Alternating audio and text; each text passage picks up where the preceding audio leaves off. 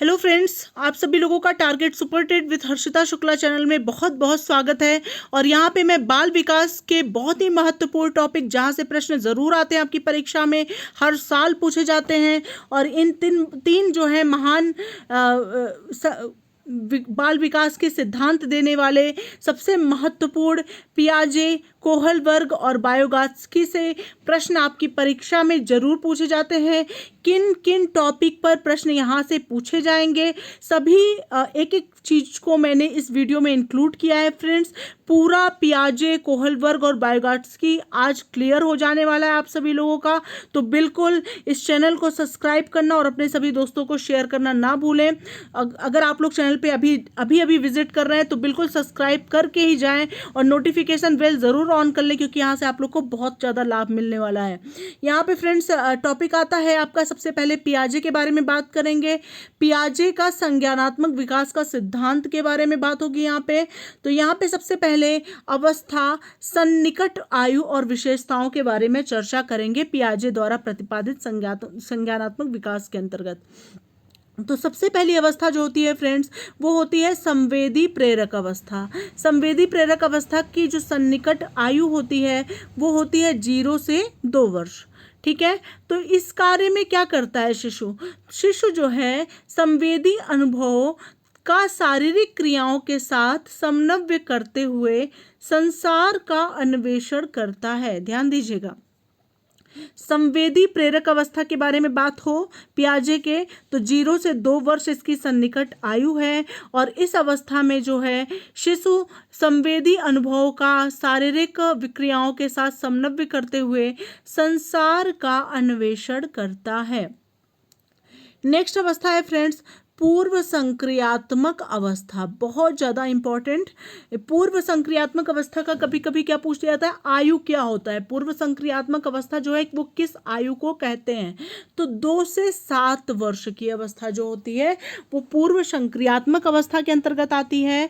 और इसके अंतर्गत क्या होता है कि प्रतीकात्मक विचार जो हैं वो विकसित होने शुरू हो जाते हैं, वस्तु स्थायित्व उत्पन्न होता है, बच्चा वस्तु के विभिन्न भौतिक गुणों को समन्वित नहीं कर पाता है। ध्यान दीजिएगा। नेक्स्ट उसके बाद आपकी अवस्था आती है फ्रेंड्स मूर्त संक्रियात्मक अवस्था। मूर्त संक्रियात्मक अवस्था की जो आयु होती है वो होती है 7 वर्ष से लेकर के 11 वर्ष तक। और इसके अंतर्गत क्या विशेषताएं होती हैं कि बच्चा मूर्त घटनाओं के संबंध में युक्ति संगत तर्क कर सकता है और वस्तुओं को विभिन्न समूहों में वर्गीकृत कर सकता है। वस्तुओं की मानस प्रतिमाओं पर प्रतिवर्तनीय मानसिक संक्रियाएं करने में सक्षम होता है। ठीक है फ्रेंड्स, अब लास्ट है फ्रेंड्स इसका औपचारिक संक्रियात्मक अवस्था। तो ये है फ्रेंड्स 11 से 15 वर्ष की आयु। और उसमें होता है कि किशोर तर्क का अनुप्रयोग अधिक अमूर्त रूप से कर सकते हैं और परिकल्पनात्मक चिंतन जो है वो विकसित होता है। तो बिल्कुल आप इसको रट लीजिए फ्रेंड्स। सबसे पहला क्या है आपका संवेदी प्रेरक अवस्था। पियाजे के संज्ञानात्मक विकास के सिद्धांत के अंतर्गत 4 अवस्थाएं होती हैं।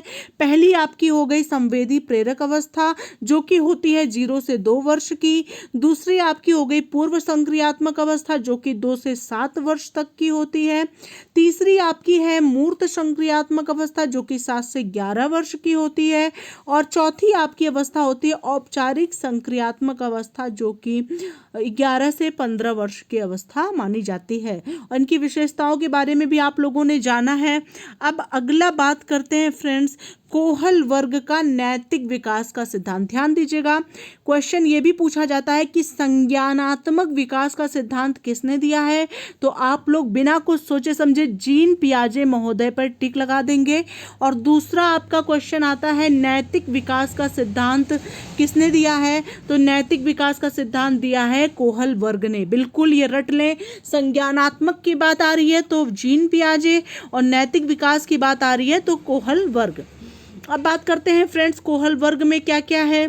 आपका कोहल वर्ग के अनुसार नैतिक विकास के स्तर तथा सोपान की बात करेंगे।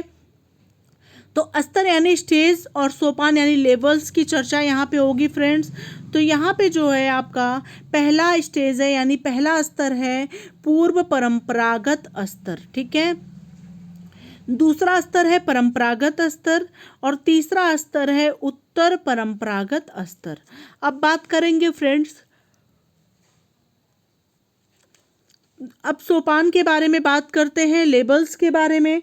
तो पहला सोपान के अंतर्गत आत्म केंद्रित निर्णय महत्वपूर्ण है और आत्म केंद्रित निर्णय के अंतर्गत ये 6 जो है वो महत्वपूर्ण है। पहला है दंड तथा आज्ञा पालन अभिमुखता, दूसरा है यांत्रिक सापेक्षिक अभिमुखता, तीसरा है परस्पर एकरूप अभिमुखता, चौथा है अधिकार संरक्षण अभिमुखता, पांचवा है सामाजिक अनुबंध विधि सम्मत अभिमुखता और छठवां है फ्रेंड्स सार्वभौमिक नैतिक सिद्धांत अभिमुखता। अब बात करेंगे फ्रेंड्स बौद्धिक तथा नैतिक विकास के सोपानों में संबंध के बारे में। तो पियाजे के अनुसार बौद्धिक विकास के सोपान, तो पहला सोपान है सांवेदिक गतिक अवस्था, दूसरा है फ्रेंड्स पूर्व संक्रिय अवस्था, तीसरा है मूर्त संक्रिय अवस्था और चौथा है औपचारिक संक्रिय अवस्था। अब पियाजे के अनुसार नैतिक विकास के सोपान जो हैं वो पहले नंबर पे आता है नैतिक यथार्थता, दूसरे नंबर पे है नैतिक समानता और तीसरे नंबर पे है फ्रेंड्स नैतिक सापेक्षता। अब बात करेंगे फ्रेंड्स कोहल वर्ग के अनुसार नैतिक विकास के सोपान के बारे में। तो आत्म केंद्रित निर्णय के अंतर्गत दंड एवं आज्ञा पालन अभिमुखता, यांत्रिक सापेक्षिक अभिमुखता, परस्पर एकरूप अभिमुखता, चौथा है अधिकार संरक्षण अभिमुखता और पांचवा है सामाजिक अनुबंध विधि सम्मत अभिमुखता और छठवां है फ्रेंड्स सार्वभौमिक नैतिक सिद्धांत अभिमुखता। अब बात करेंगे फ्रेंड्स लेवियस वाइगोत्स्की के बारे में, बहुत ही महत्वपूर्ण है लेवियस वाइगोत्स्की। इनके अंतर्गत क्या पढ़ना है आप लोगों को, सबसे महत्वपूर्ण जो टॉपिक है उन्हीं को यहाँ पे सम्मिलित किया है मैंने। पहला है फ्रेंड्स ज्ञानात्मक विकास में संस्कृति एक महत्वपूर्ण कारक है, ठीक है। लेवियस वाइगोत्स्की के अनुसार जो है ज्ञानात्मक विकास में संस्कृति जो है एक महत्वपूर्ण कारक है। दूसरा है फ्रेंड्स अधिगम से ही ज्ञानात्मक विकास होता है यानी लर्निंग से ही ज्ञानात्मक विकास होता है। तीसरा है फ्रेंड्स व्यक्तिगत विकास सामाजिक और सांस्कृतिक परिवेश के बिना समझ के परे है। व्यक्तिगत विकास जो है वो सामाजिक और सांस्कृतिक परिवेश के बिना समझ के परे होता है। नेक्स्ट है फ्रेंड्स एक अकेले अमूर्त सिद्धांत से संज्ञानात्मक विकास की व्याख्या नहीं की जा सकती है। अगर अकेला अमूर्त सिद्धांत है तो उससे ज्ञानात्मक विकास की व्याख्या नहीं हो सकती है। नेक्स्ट है फ्रेंड्स पियाजे के अनुसार मनुष्य अपनी सोच व दिमाग से संसार की परिकल्पना करता है, जबकि वाइगोत्स्की इसके विपरीत व्याख्या करता है। इसके अनुसार ज्ञान सामाजिक क्रियाओं का अंतःकरण है। नेक्स्ट है फ्रेंड्स माध्यम किसी कार्य को करने का महत्वपूर्ण कारक है, जैसे किसान खेत की जुताई अच्छी फसल प्राप्त करने के लिए करता है।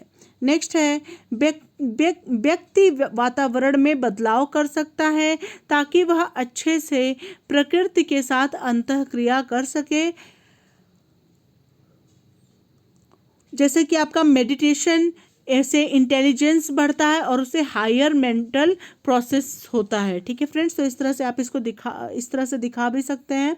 नेक्स्ट है फ्रेंड्स वाइगोत्स्की ने मानव के वास्तविक क्षमता स्तर तथा कार्यकारी विकास स्तर के मध्य को JPD यानी जोन ऑफ प्रॉक्सिमल डेवलपमेंट कहा है, जो मानसिक कार्यों पर आधारित है। तो परीक्षा में आता है फ्रेंड्स JPD किसका देन है, JPD मतलब किसने दिया है JPD zone of proximal development. इसका फुल फॉर्म भी कभी कभी परीक्षा में पूछा जाता है, जोन ऑफ प्रॉक्सिमल डेवलपमेंट, और इसको किसने दिया था, तो लेव एस वाइगोत्स्की ने दिया था।